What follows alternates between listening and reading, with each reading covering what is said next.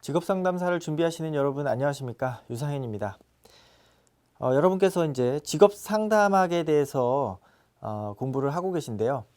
아무래도 이제 그 심리상담과 관련된 그 개념들이 모호하고 보이지 않는 내용이라 여러분께서 조금 처음 접하시는 분들께서는 조금 힘들 수 있겠는데요. 이 부분들은 조금 반복해서 듣다 보면 자연스럽게 여러분들이 겪어나가는 과정이다, 이렇게 생각해 주시면 될 것 같습니다. 그래서 우리가 지난 강의에서 개인 상담, 집단 상담 뭐 이런 내용들 좀 배워봤고요. 직업 상담에 대해서 좀 알아봤는데요. 이번 강의에서 이제 그 교재의 부처의 집단 직업 상담 과정, 여기서부터 시작하도록 하겠습니다. 부처의 집단 직업 상담 과정 3단계 이렇게 되어 있고요. 옆에 보면 암기법해서 이렇게 친절하게 탐전행 이렇게 나와 있는데요. 이 부처의 집단 직업 상담 과정이 이제 잘 시험에 출제된다, 이런 의미겠죠. 그래서 여러분들이 이 단계들을 조금 기억하시면서 공부하시면 되겠습니다. 네, 부처의 집단 직업 상담 단계. 직업 상담인데 어떤 직업 상담이냐? 집단이다. 네, 집단으로 이루어지는 직업 상담의 단계에 대해서 얘기한 거죠. 그래서 이후에도 이제 계속 그 직업 상담 또는 상담 또는 집단 상담 이런 용어들이 계속 나오는데요. 그것들이 서로 구별하기 좀 어렵게, 왜냐하면 그 과정이 사실은 어떤 의미에서는 비슷하게 이루어지기 때문에 어렵지만은 이게 집단 상담을 얘기하는 건지 심리 상담, 개인 상담을 얘기하는 건지 또는 직업 상담을 얘기하는 것인지를 조금 이제 구별하면서 여러분들이 보시면 되겠습니다. 그래서 부처는 뭘 얘기했느냐? 집단 직업 상담의 단계를 얘기했다. 첫 번째가 탐색 단계다. 탐색 단계다. 탐색 단계에서는 뭐 자기 개방이나 흥미 적성, 그 다음에 뭐 이런 것에 대한 탐색과 피드백이 이루어지고 있다라는 거. 두 번째가 전환. 세 번째가 전환 단계 이후에 행동 단계로 이루어진다. 행동 단계. 그래서 탐색 단계, 전환 단계, 행동 단계다. 얘를 이제 앞 글자를 따서 탐, 전, 행이다, 이렇게 이제 외우는데요. 뭐 외우는 방식이야 여러분들이 뭐 나름대로 하실 수가 있겠죠. 근데 이제 더 중요한 거는 이 탐전행을 외우는 게 중요한 게 아니라 이 탐전행에서 무엇이 이루어지는가, 이게 이제 중요한 내용이 되겠죠. 그래서 탐색 단계에서는 어떤 것들이 이루어지는 것인가, 여러분들이 이제 그 집단 상담이라는 것을 가정하고 한번 그 상황을 한번 시뮬레이션을 한번 해보시면 좋을 것 같습니다. 여러분들이 만약에 여러 명이 이렇게 함께 참여하는 뭐 예를 들어서 교육 같은 거라도 이렇게 만약에 참석을 한다면, 집단 상담에 만약에 참석을 한다면 어떤 과정으로 이루어질까? 요거를 이제 이 부처가 명료화한 것이죠. 첫 번째 자기에 대한 개방이 일어나겠죠. 자기 개방. 나는 어떤 사람입니다, 이런 것들을 얘기해야지만 그 사람에 대해서 이해를 하고 그 사람의 문제를 도와줄 수가 있죠. 우리가 이제 여러분들이 어디 이제 점을 보러 가도 생년월일 뭐 이런 거를 알려줘야지만 그 사람들이 뭐 사주를 봐주거나 그러는 것처럼, 역시 이제 집단 직업 상담에서도 자신의 이야기들을 먼저 이제 개방을 해야 되는 그런 단계들이 있습니다. 그 이후에는 측정이 되겠죠. 그 사람이 어떤 사람인가, 어떤 흥미와 적성이 있는지에 대한 측정이 이루어지고 그 측정 결과에 대한 피드백이 이루어진다. 그래서 탐색 단계에서는 자기 개방과 흥미와 적성에 대한 측정, 그리고 그 결과에 대한 피드백이 이루어지는 단계가 되겠습니다. 두 번째, 전환 단계. 그러면 전환 단계에서는 무엇이 이루어질까? 처음에 가서 나는 이런 문제가 있습니다. 저는 이런 사람입니다. 이런 특성을 가지고 있는 사람입니다. 그리고 이런 흥미와 적성을 가지고 있습니다. 를 확인해 보고, 당신은 이런 적성과 흥미를 가지고 있네요. 내가 원래 알고 있던 것과 그 결과의 어떤 내가 모르고 있었던 부분에 대해서 이제 일치를 시키는 그 과정을 통해서 아, 내가 이런 흥미와 적성을 가지고 있었구나라는 걸 이해하게 되죠. 그리고 나서 2단계에 와서는 그 자신이 갖고 있는 흥미와 적성, 자기가 이해하는 흥미와 적성을 결국에 직업과 연결하는 그런 과정을 겪게 되겠죠. 그래서 연결하고 그 이후에는 내담자가 그 직업 연결을 위한 어떤 뭐 그 수준에 도달하기 위한 훈련이나 변화들을 겪게 되겠죠. 연결과 변화. 그리고 자신이 가지고 있었던 직업세계 또는 직업에 대한 어떤 가치관, 자신이 여태까지 기존에 계속 유지해 왔던 그런 자신의 자세와 태도들을 변화시키면서 불일치를 해결하는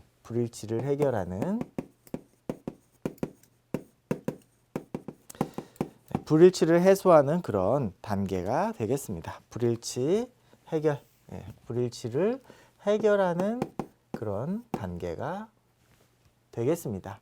처음에 탐색 단계에서 자기 개방하고 저는 이런 사람입니다.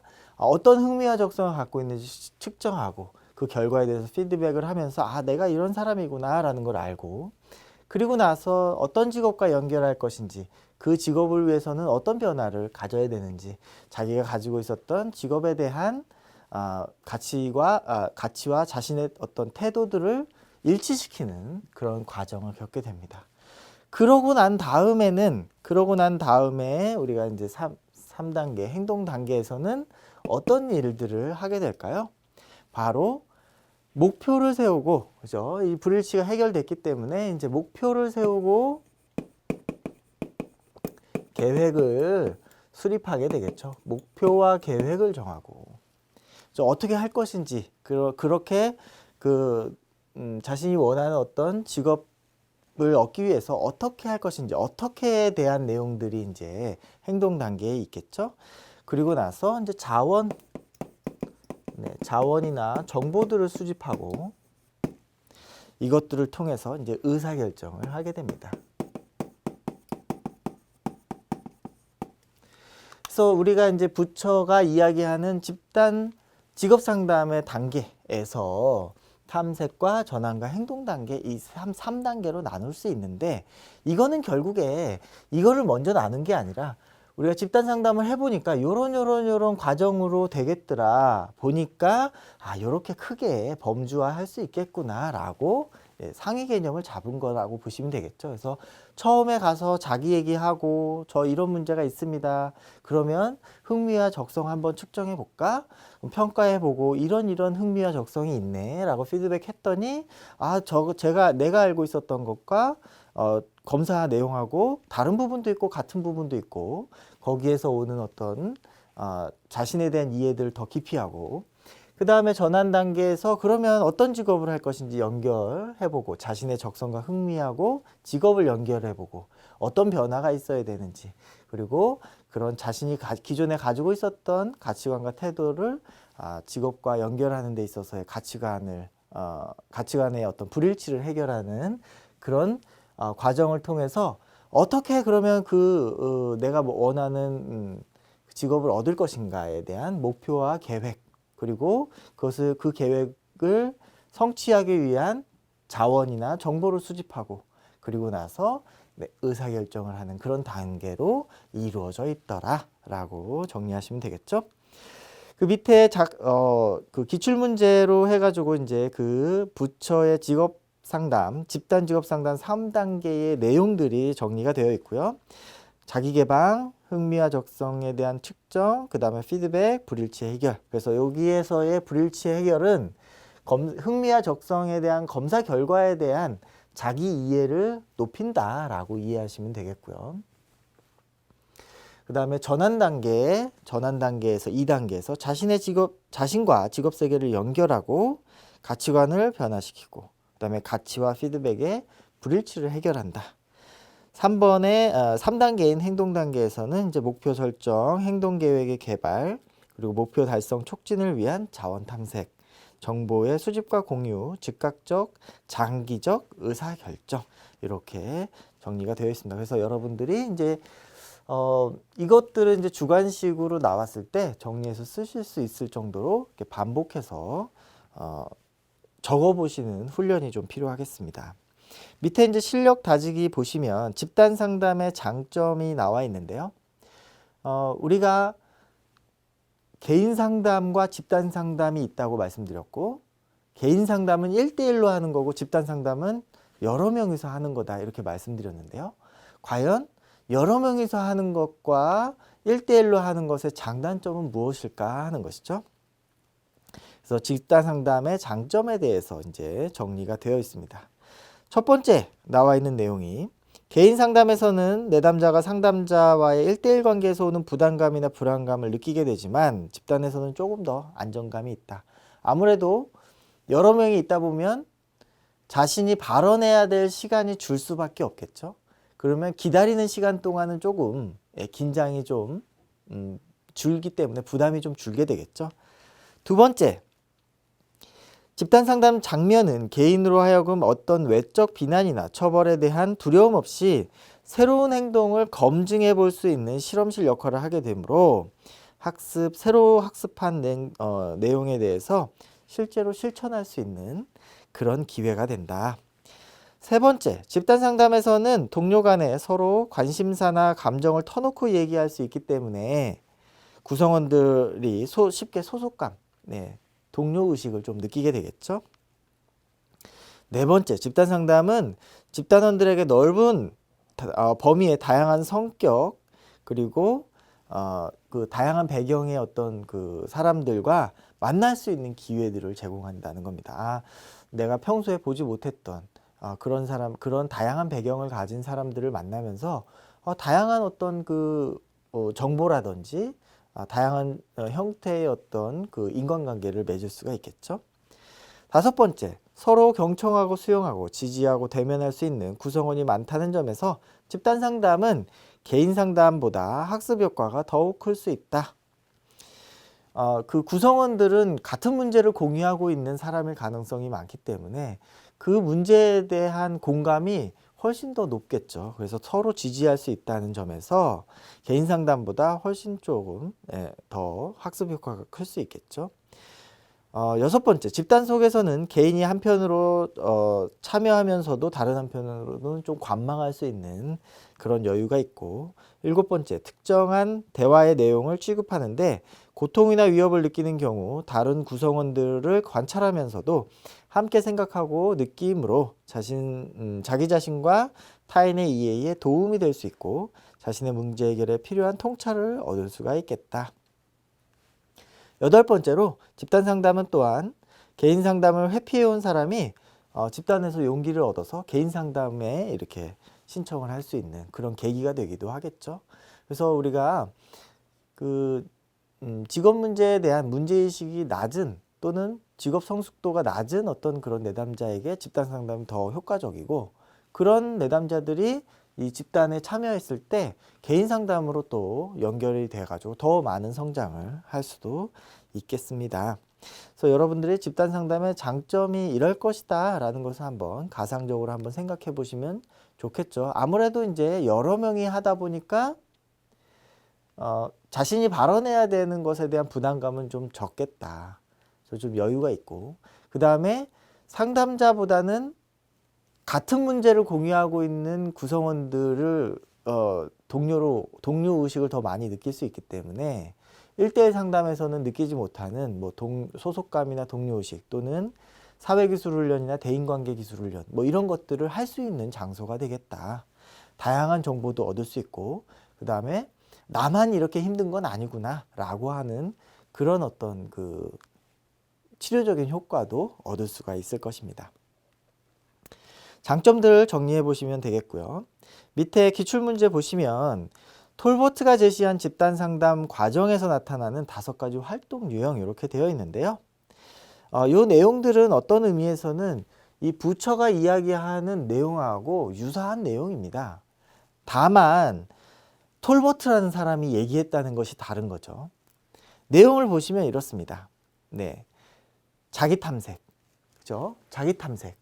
결국에는 이 탐색 단계가 자기 탐색에 관련된 내용이 되겠죠. 성원 간의 상호작용, 그 다음에 개인적 정보의 검토 및 목표와의 연결, 직업적 교육적 정보의 획득과 검토, 의사결정 이렇게 되어 있는데요. 여기에 이제 의사결정 있고 목표 계획, 정보 수집 이런 내용들도 있고요. 그 다음에 어떤 피드백에 대한 뭐 불일치 해결은 어떤 그 집단 관계에서의 그 성원 간의 상호작용으로 또 이해될 수도 있는 부분이죠. 그래서 이거 뭐 톨버트가 한 얘기나 부처가 한 얘기나 똑같은 내용 아닌가 뭐 이렇게 생각하실 수 있는데요. 같은 내용이 맞죠. 왜냐하면 집단 상담의 구성 그 어떤 구조 자체, 진행 자체는 뭐 다른 현상을 보고서 이 이론가들이 얘기한 건 아닌데, 다만 톨버트가 보는 관점과 부처가 보는 관점이 다르고 이 분류가 다르다 이렇게 이해하시면 되겠습니다. 같은 내용을 다르게 얘기하고 있다 이렇게. 그래서 톨버트가 한 내용도 한번 정리를 해보겠습니다. 네, 톨버트가 제시한 집단 상담 과정에서의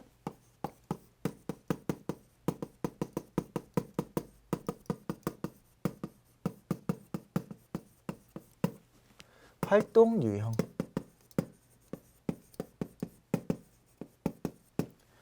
첫 번째로 있는 것이 자기 탐색이다. 네. 두 번째가 바로 성원 간의 상호작용.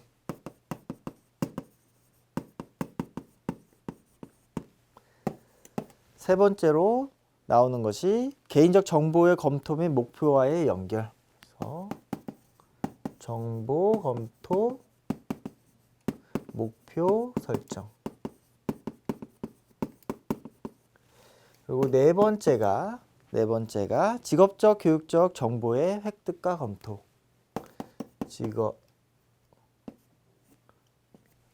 이 직업적 교육적이라는 것은 목표에 대한, 그죠?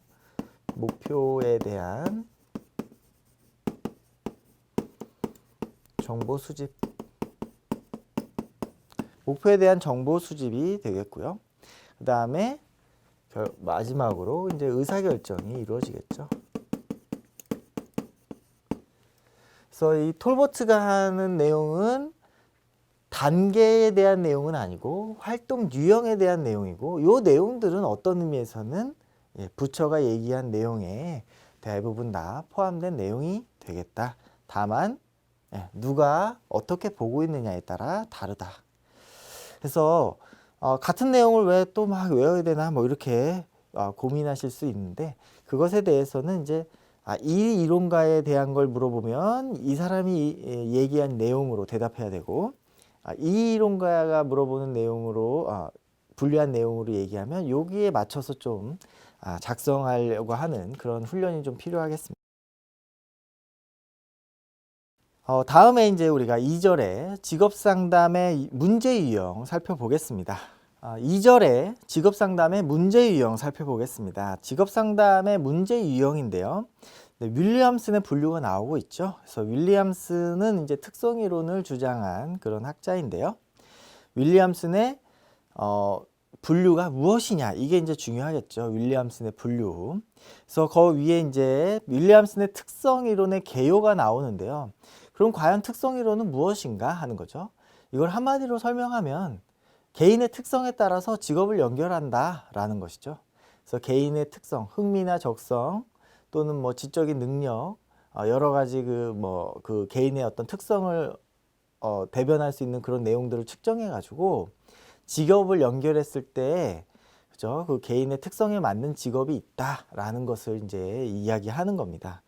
그래서 윌리엄슨의 특성이론 개요들 살펴보면 그 가장 오래된 이론이다라는 거 밑줄을 한번 그어보시고요. 윌리엄슨의 특성이론이 가장 오래된 이론이다. 그리고 개인과 직업의 특성을 진단하고 분석해서 연결해 주는 것을 강조한다라는 거, 거기도 한번 밑줄을 한번 그어보시면 되겠습니다.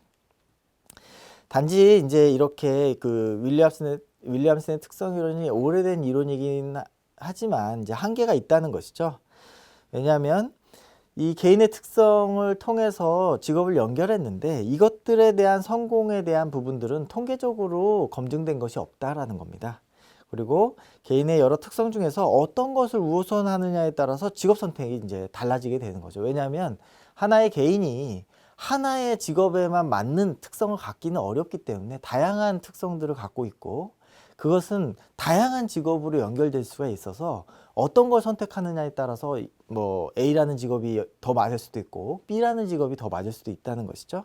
그래서 윌리엄슨의 그 개인의 특성에 대한 평가는 통계적으로 이루어진 것은 아니고 임상적으로 거기서 이제 뭐 심리검사나 이런 걸 통해서 임상적으로 이루어진 것이라서 그런 데 따르는 이제 한계가 있긴 하지만 그래서 윌리엄슨의 이 특성 요인 이론이 있다.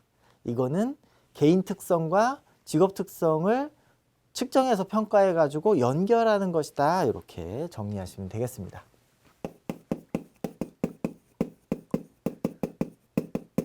윌리엄슨의 특성 요인 이론.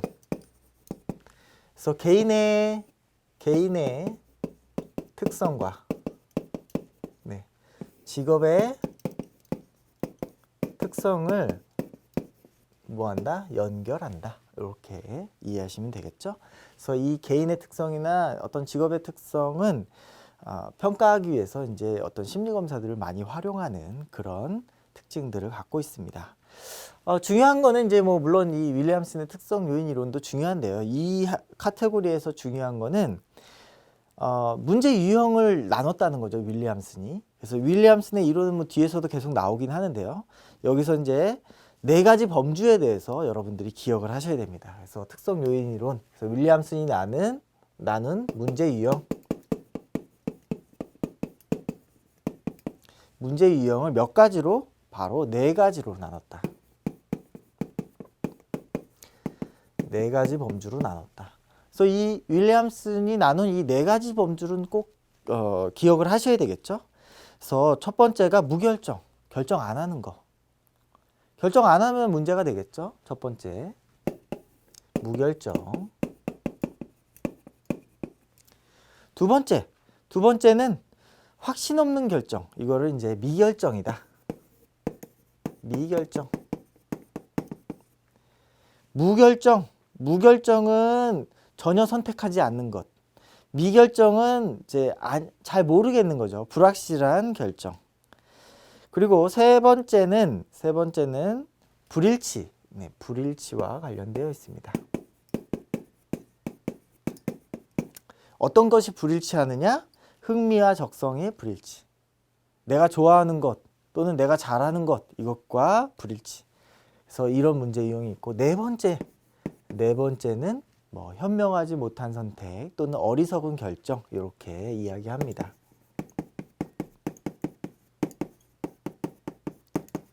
못한 선택. 현명하지 못한 선택이라는 것은 무엇일까요? 바로 적성과 동떨어진 선택. 내가 적성이 없는데 거기서 너무 이렇게 애를 많이 쓰는 거죠. 아무래도 더 굉장히 힘들겠죠. 그래서 충분한 적성을 가지고 있지 않은 직업을 선택할 때 우리는 현명하지 못한 선택이라고 하고 얘를 어리석은 결정이다. 어리석은 결정보다는 현명하지 못한 선택이 조금 단어가 순화된 내용이 되겠죠. 그래서 이렇게 이 4가지가 있다. 아예 결정하지 않는 거, 그죠? 그 직업에 대한 부분들을 아예 선택하지 않는 거, 불확실한 거, 미결정, 불확실한 거, 그리고 불일치한 거, 적성과 흥미가 불일치한 것. 네 번째, 적성이 없는데 결정하는 거. 이럴 때 현명하지 못한 선택이다. 얘를 이제 외우실 때 뭐 앞에 글자를 따서 무미, 불연 이렇게 외우시면 조금 쉽게 외우시겠죠? 그래서 무미불연이다. 무미불연이다. 무미불연이다. 무결정, 미결정, 불일치, 현명하지 못한 선택. 이렇게 외우시기를 바라겠습니다. 부연의 이제 부연 설명으로 이제 윌리엄슨이 불리한 직업 선택의 주요 문제 영역 진단도 이제 같은 내용이 되겠고요. 한번 읽어보시기를 바라겠습니다. 다음으로 이제 보딘의 분류가 있는데요. 지금 우리가 하고 있는 것은 직업 상담의 문제 유형들에 대한 내용이 되겠죠. 그래서 보딘도 이것에 대해서 분류를 했다는 내용입니다. 보딘의 이론에 대해서 이제 개요들이 나와 있는데요. 한번 살펴보겠습니다. 개인의 내적 동기 또는 과거 변인을 중요시한다. 관찰 가능한 개인 특성을 강조하는 특성 이론과는 대조를 이룬다. 윌리엄스는 특성 이론이었는데, 그죠? 보딘은 특성 이론이 아니라 내적 동기 또는 과거의 변인들을 중요하게 생각했다는 거죠. 디귿. 기본 가정은 인성 구조와 차이로 다양한 욕구가 배출되고 직업 선택은 이러한 욕구를 충족시키기 위한 수단이 된다. 그리고 대표학자와 이론은 브릴, 보딘, 나흐만 이런 사람들이 대표학자다. 주로 정신역동 이론이나 욕구 이론, 홀랜드의 인성 이론 이런 그 이론들이 여기에 이제 배경이 되는 것이죠. 윌리엄슨과 다르게 이제 보딘도 이 문제 유형 분류를 했는데요. 보딘의 심리 이론을 보면 개인의 어떤 그 특성, 요인 이런 게 중요한 그걸 강조하다기보다는 어떤 내적인 동기 이런 것들을 더 중요하게 생각했다는 거죠. 네, 개인의 내적 동기. 이 내적 동기라는 것이 정신역동이라든지, 그죠? 우리 프로이트가 얘기하는 어떤 정신 분석이나 이런 내용들, 그다음에 로우가 얘기하는 뭐 욕구 이론과 같은 그런 내용들이 이제 해당할 수가 있겠죠. 그것이 결국에 어디로 간다? 다양한 욕구가 배출되고 이것들을 충족시키기 위해서, 이 내적 동기를 충족시키기 위해서 직업 선택으로 간다. 이렇게 이제 얘기할 수가 있겠죠. 그래서 이 보딘의 이론도 같다. 보딘의 이론도 이런 이론의 어떤 배경적인 지식이 있는데 윌리엄슨의 특성 요인 이론하고는 차별점이 있다. 뭐냐?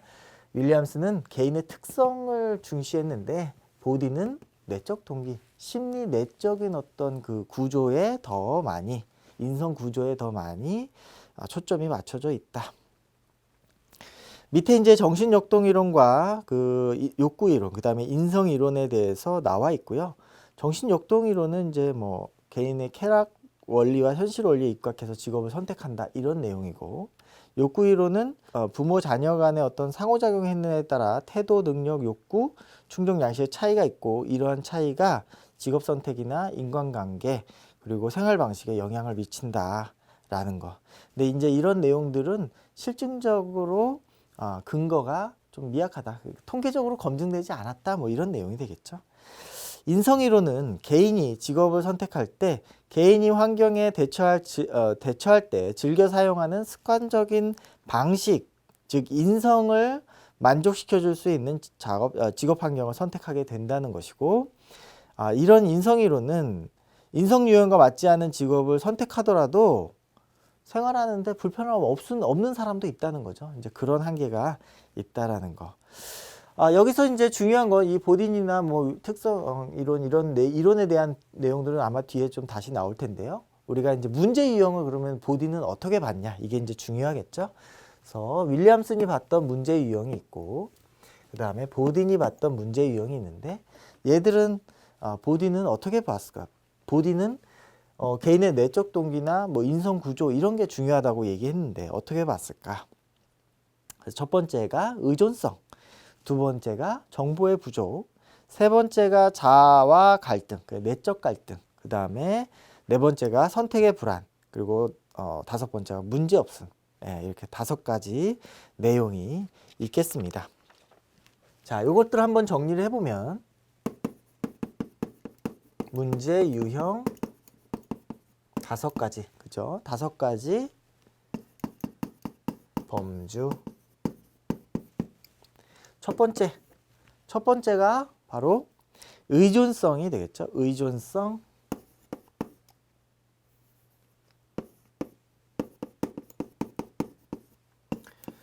두 번째가 정보 부족. 네, 정보 부족. 세 번째는 내적 갈등. 네, 이거를 이제 자아의 갈등이다. 결국 자아의 갈등이라는 것은 우리 정신분석에서 얘기하는 자아, 초자아, 그 다음에 이드, 원초와 이것들 간의 갈등을 얘기하는 것이겠죠. 그리고 네 번째가 바로 선택의 불안.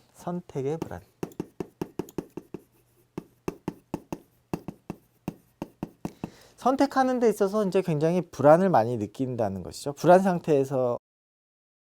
상태라는 것은 이제 뭔가를 선택해야 될 때 이제 불안이 올라온다, 이런 의미가 되겠습니다. 다섯 번째는 문제 없음. 네.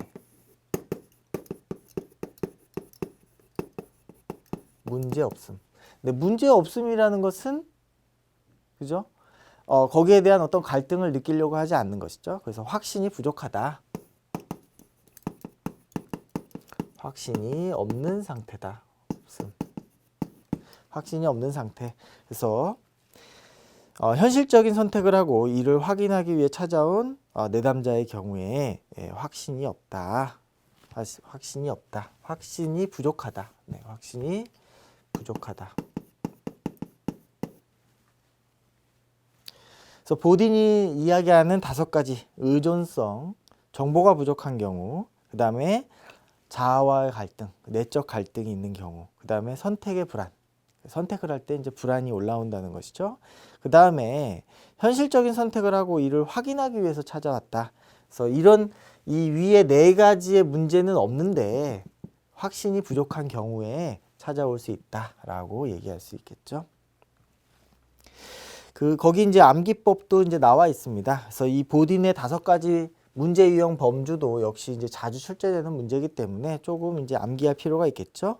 그래서 정보의 확신 부족으로 갈등과 불안을 겪는다. 이렇게 암기를 하시면 되겠습니다. 밑에 이제 부연 설명을 한번 읽어 보시고요. 여기까지 해서 우리가 문제 유형의 범주, 문제 유형, 우리 직업 상담에서 이야기하는 문제 유형 범주들을 조금 한번 살펴봤습니다. 윌리엄슨이 나눈 4가지 범주, 그 다음에 보딘이 나눈 이 5가지 범주가 있겠죠. 이 윌리엄슨은 특성이론, 개인이 어떤 직업과 연결되는 개인 특성이 있다라고 하는 데서 출발했기 때문에, 그죠? 적성과 흥미를 중심으로 해가지고 무결정, 미결정, 불일치, 현명하지 못한 선택으로 분류를 했고, 보딘 같은 경우에는 어떤 그 역동이론이나 욕구이론, 인성이론을 바탕으로 해서 개인의 내적 동기가 이런 내적 동기를 실현하기 위해 직업 선택으로 연결된다, 이렇게 얘기했기 때문에 의존성이라든지 정보 부족, 그 다음에 자아 갈등이나 선택의 불안, 그리고 확신이 부족한 이런 유형 5가지로 나누게 되었다라는 거 정리해 보시면 되겠습니다. 여기까지 해서 이제 강의를 마치고요. 다음 강의에서는 크라이티스의 분류부터 시작하도록 하겠습니다. 감사합니다.